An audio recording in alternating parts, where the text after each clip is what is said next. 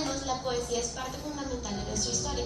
Por eso, junto con mi grupo, les venimos a hablar sobre la poesía hispanoamericana desde los orígenes hasta la actualidad. Nuestro grupo está conformado por Alexandra Parra Tovar, Marcela Lugo Parra, Nicole Peña Ramírez, José Esteban Moreno, Laura Sofía Galeano y yo, quien les habla, Elizabeth Ara. Lo primero que tenemos que saber es cómo llega la poesía a Hispanoamérica. La poesía nace en Grecia en el siglo VII, donde ellos empiezan a hacer cantos.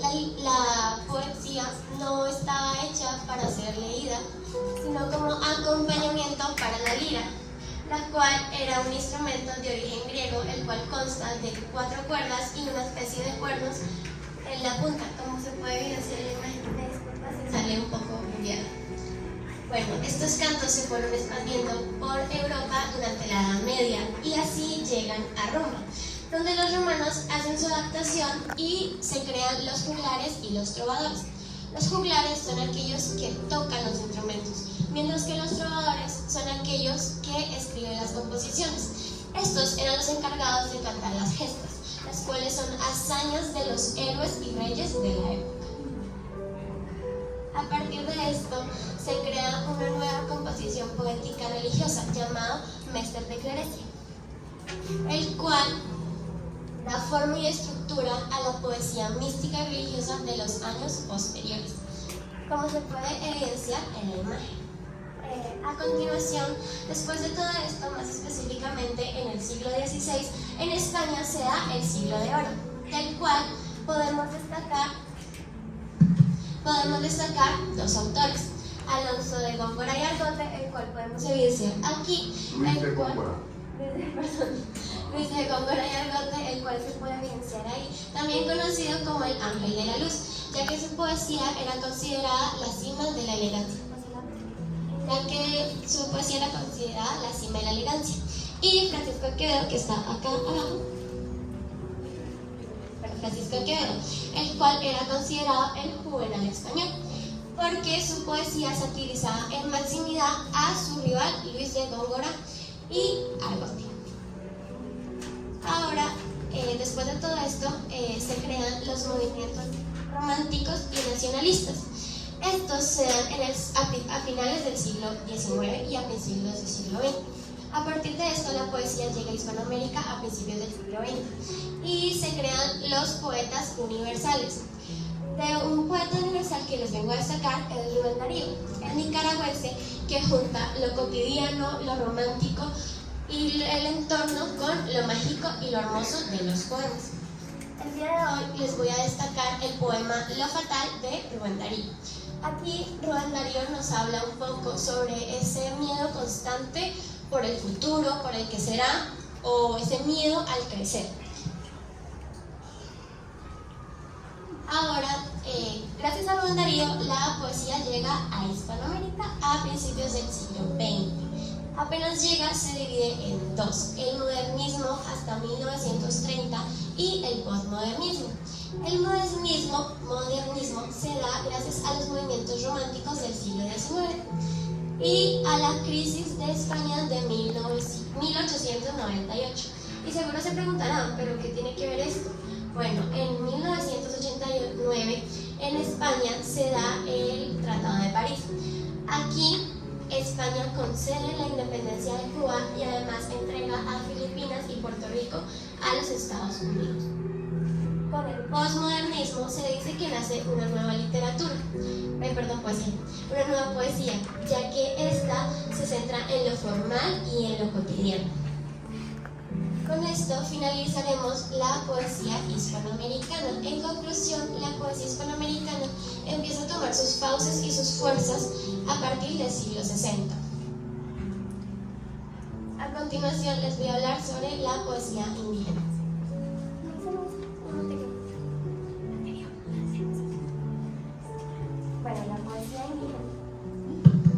La poesía indígena son aquellos textos escritos por las comunidades que habitaban en la antigua América, más específicamente en Yucatán, México. Estos textos están principalmente escritos en lengua indígena o en castellano. De esta poesía podemos destacar a las culturas mayas y aztecas, los cuales contaban con un sistema de escritura desarrollado, ya que, como es sabido, los incas no hablaban, se comunicaban a través de los nudos de sus cauchos, por ende no se incluyen en esta poesía. Una de las características de esta poesía es que antes de la llegada de los españoles ya se podían evidenciar poemas.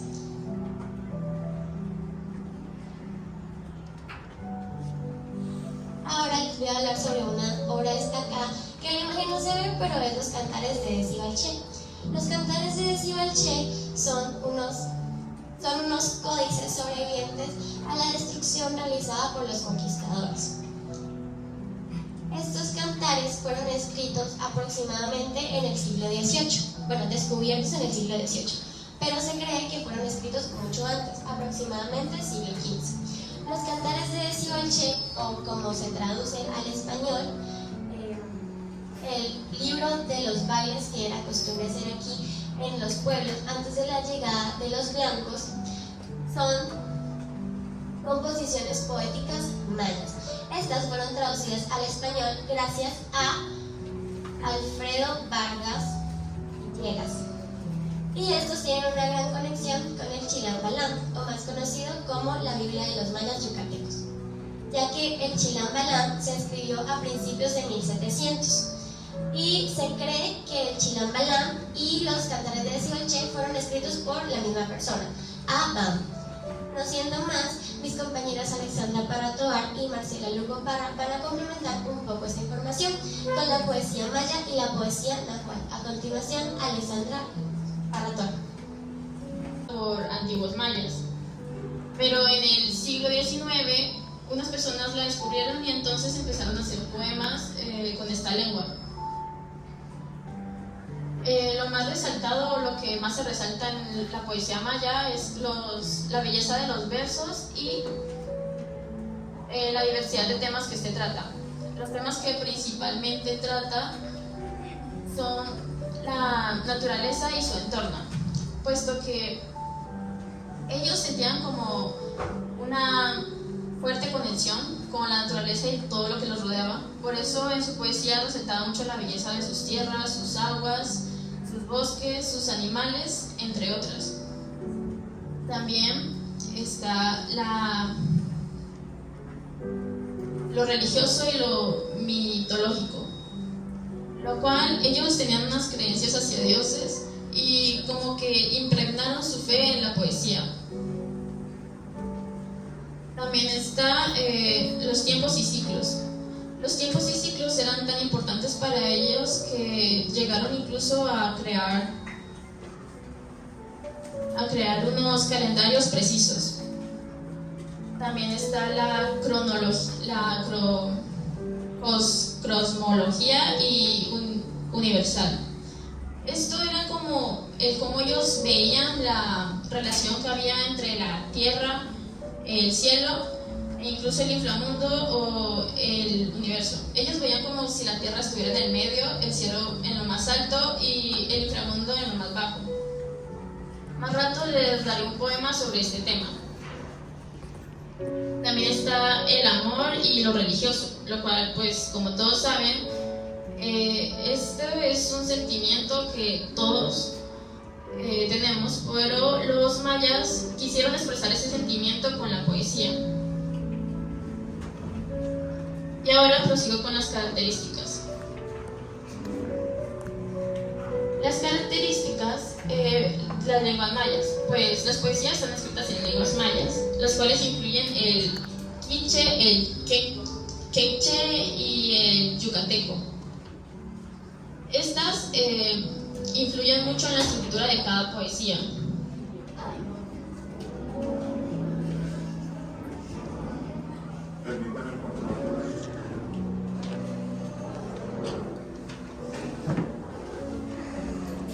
También está el ritmo y la musicalidad. Bueno, pues esto era muy importante al momento de cantar las poesías, porque antes los cantaban.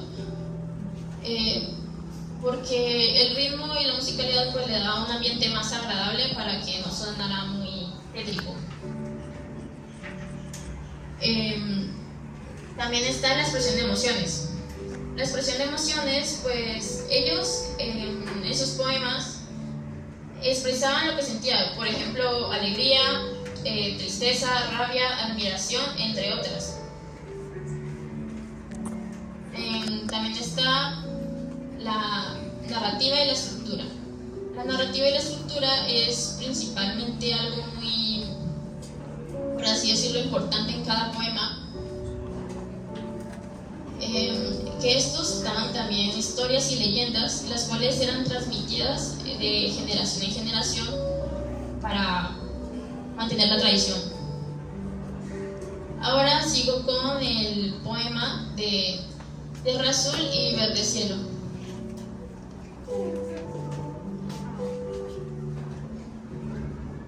Tierra Azul y Verde Cielo tiene como tema la cosmología y universal, puesto que, como dije anteriormente, es como ellos veían la relación entre la Tierra, el cielo e incluso el universo.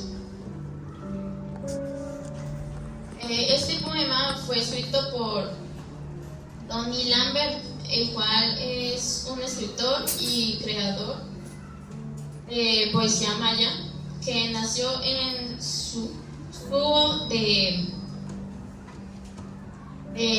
Yucatán en 1973. Los artistas que quiero destacar son Humberto Acabal, el cual fue un poeta maya. Su poesía principalmente trataba como de la naturaleza, la espiritualidad y la vida cotidiana de su comunidad. También está Briseida Cuevas, la cual era una poeta maya de la península de Yucatán, México, que en sus poemas narra principalmente la identidad cultural, la naturaleza y cómo vivían actualmente las comunidades mayas contemporáneas. Ahora prosigo con mi compañera Lugo. Bueno, yo le voy a explicar sobre la poesía nahual. La poesía nahual, ¿qué es? Es un conjunto de poemas cosmogónicos los cuales se trataban de la existencia del ser humano, la belleza, el amor y sobre todo el heroísmo. ¿Qué significa la poesía nahual? La poesía nahual significa la fuente de conocimiento y de memoria ancestral que ellos tenían. Bueno, sus temas y propósitos. Entre los temas que tenemos de la poesía nahual está el amor, el heroísmo en sus dioses, tanto su religión y cómo lo compartían con otras etnias. Bueno, ¿en qué año se pudo encontrar los poemas nahuales? En el siglo XIII fue cuando los poemas nahuales más que todo se tradujeron, ya que en esto se habían pasado de generación en generación de forma verbal y habían distintos dioses y personas los cuales escribían de ellos. Entre esos dioses, ¿puedo leerse algo de los dioses que tienen nombres complicados?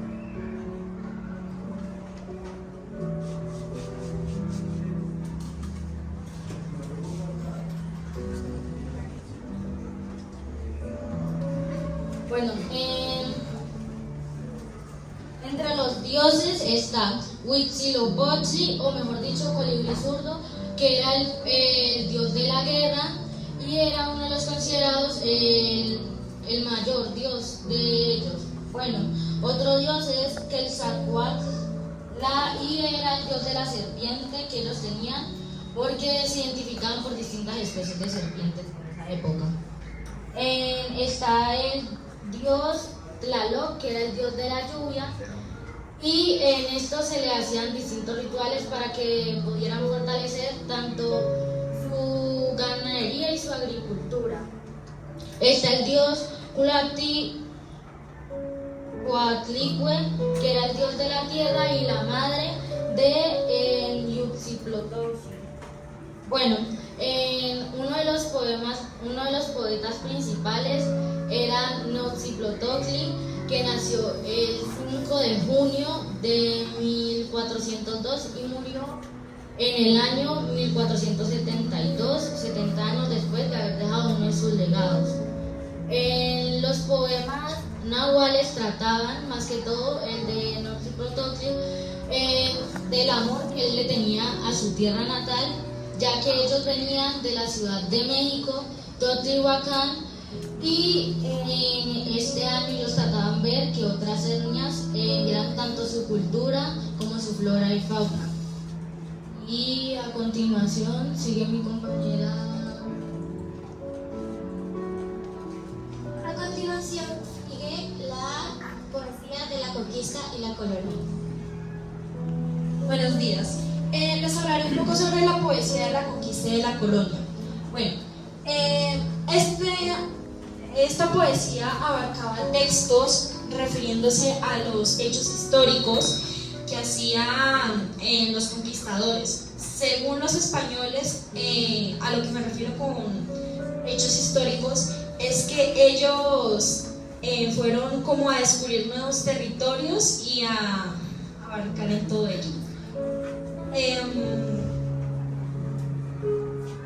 Bueno, sí, de eso trataba.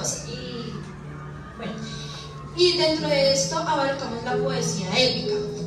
La poesía épica, como les digo, es un tipo de texto que se refiere a los hechos heroicos hechos por los conquistadores, ya sean individuales o colectivos. A lo que voy con este punto es que si fue solo, digamos, una persona o un grupo de personas. Bueno, en las formas literarias predomina la octava real, ya que esta está conformada por 8 versos en decasílabos.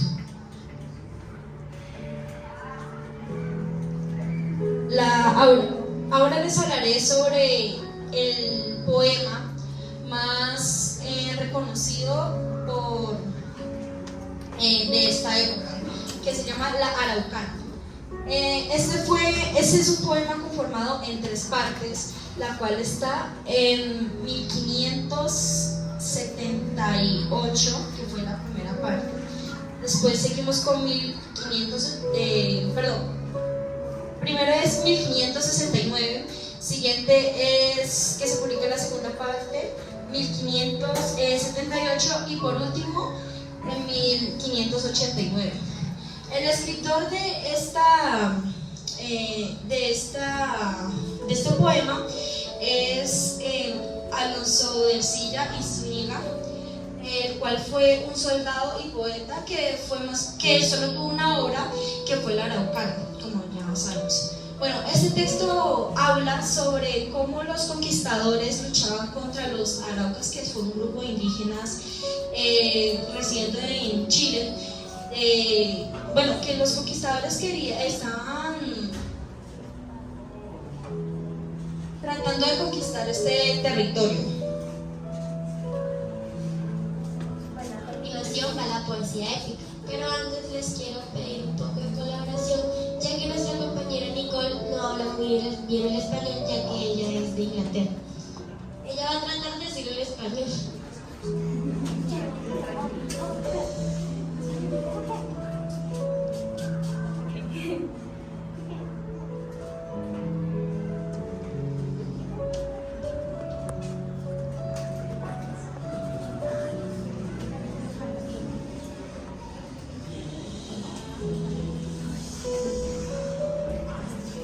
Ella lo va a decir en inglés, ya que en español se dificulta. Okay. So, my topic is epic poetry. So, first of all, how was epic poetry created? So, epic poetry was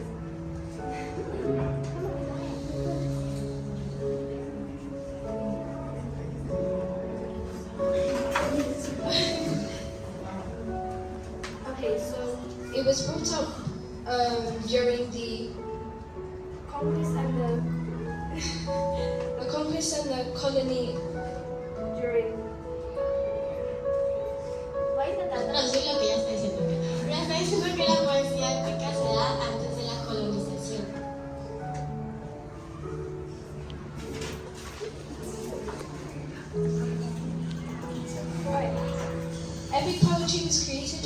heroic acts that express the discovery of the New World. It arose during the conquest and the colony. What are the characteristics of epic poetry? In general, the epic tells the story of the exploits of a hero who faces the gods, the war, and the supernatural creatures and the forces of nature. Many times these actions are handled halfway between history and mythology. The featured authors. The authors who star in the epic poetry are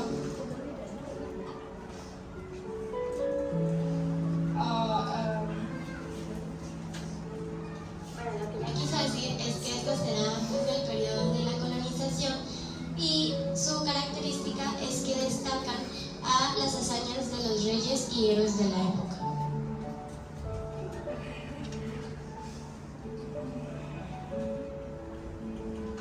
Okay, the authors who star in the epic poetry are Alonso de Ercilla, Gaspar de Villagra, Juan de Castellanos, de Oña, Martín de Barco y Diego de. Each of them wrote the following: La Arcana, Historia del Nuevo México, Elías de Varones,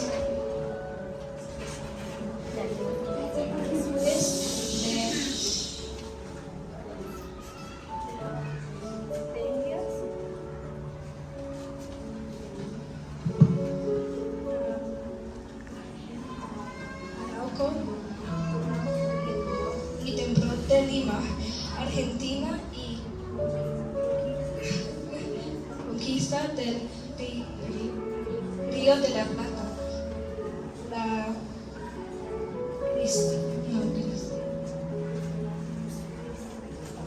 Cristiana de Flor de Cristo. Listo, con esto concluimos la poesía épica. A continuación, la lírica barroca.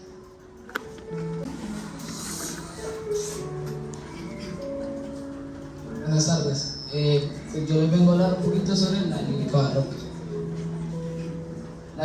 La lírica barroca se da, primero, en donde se da el barroco. El barroco es un movimiento europeo, el cual, como en ese tiempo Europa dominaba América y tenía colonias en su territorio, varios movimientos artísticos llegaban a esas colonias, lo que hizo que varios autores pues, de ese tiempo se dedicaran a por ejemplo, el neoclasicismo, barroco y entre otros. Bueno, ahora sí, concentrándome en el tema, el barroco hispanoamericano es la combinación de tradiciones europeas y tradiciones nativas, o sea que ya estaban antes de la llegada de los europeos. Bueno, el contexto histórico del barroco es que este es el seguimiento al Renacimiento y una cosa que les tengo que decir es que el barroco, como acabo de decir, es el seguimiento, pero no es lo mismo que el Renacimiento, ya que los autores del barroco tienen más expresiones que los del Renacimiento.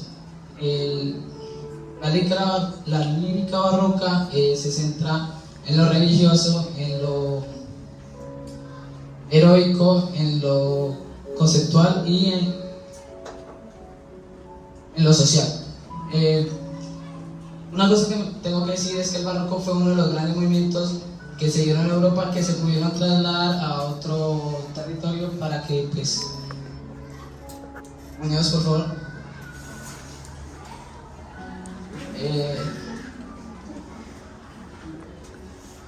Entonces, ese fue uno de los grandes movimientos que se pudieron dar desde Europa hacia otro territorio.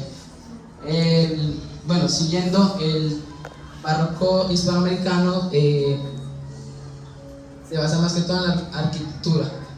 o sea, pues construcciones de catedrales y pequeñas parroquias. Bueno, siguiendo con los autores, los autores más destacados de este fueron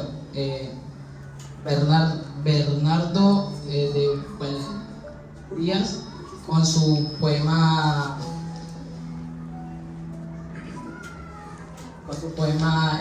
Grandes Mexicanos. Sigue Sor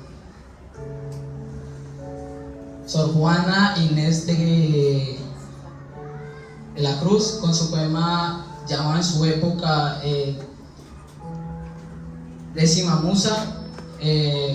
Carlos Sigüenza Góngora, que fue profesor, poeta, cronista y compuso varios ensayos para la época. Y por último, Sor Juana de Maldonado, que no me acuerdo muy bien de sus obras, pero fue una de las que más escribió de esta obra. Bueno, el barroco tiene varias composiciones. Yo les vengo a hablar sobre 4: el soneto, la décima, la redondilla y el romance. Bueno, ¿qué es el soneto? El soneto es una composición poética que se basa en 4 estrofas, 2 en cuartetos y 2 en tercetos. Estas riman de la siguiente manera: primero con el cuarto B, primero con el tercero y segundo con el cuarto. Bueno, la redondilla. La redondilla es una composición poética que abarca varios temas. Los temas de esta son muy variados, por lo cual los autores utilizan más que todo esta composición poética en su entonces. Y riman de la siguiente manera: primero con el cuarto, segundo con el tercero. A esto se le llaman rimas abrazadas y su estructura es A, B, B, A. Bueno, el romance. El romance, como le dice su nombre, son composiciones poéticas de arte romántica para declaraciones, citas y otra cosa. Pero no solo se hace para esto, se hace también para tener memoria de los héroes en su momento. Y por último, la décima. La décima es una composición poética que consta de un heptasílabo en decasílabo.